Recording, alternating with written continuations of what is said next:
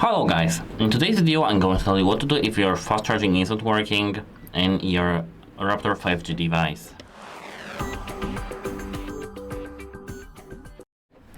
So actually, you'll see that your phone is charging slowly. There's a notification that your phone will be charging slowly, but we do have the fast charging in this device, and it may be broken for some reasons. And the first thing that I do recommend doing is as I said, the first thing you have to do and check if whether cable or charger is damaged. If your cable is damaged, the fast charging won't work. And if the charger is damaged, it won't work too. And apart from that, check compatibility. If you do have some Chinese from, for example, Express or Temu or any other place where these products are not certificated, and just checked, these things won't work. So buy yourself a certificated one from Bezos, for example, or just original one from iiiF. It's just up to you. But either check for the compatibility and damage. Apart from that, you can try to clean the charging port with a non-metallic tool.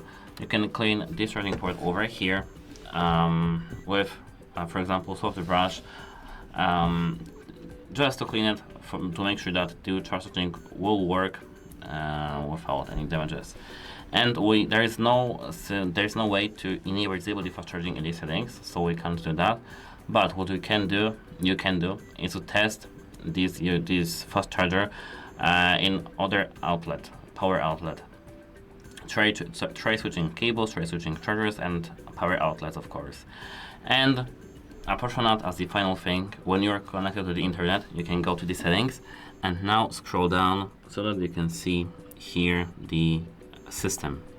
Now you need to go straight to the system updates and tap check for update. If you do have some updates here, update your phone immediately ASAP. It's because there's maybe some fix for you for your device about the charging bugs.